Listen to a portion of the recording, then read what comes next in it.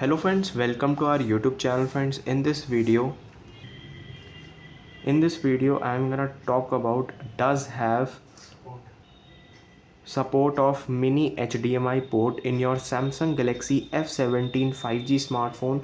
So let's talk about this and let's start the video friends. So as per the Samsung Galaxy 17 F17 specification, so here it is, all the specifications are here.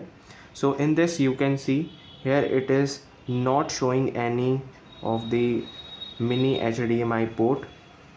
So there will be a type C port for charging only, so there will be no jack in this smartphone.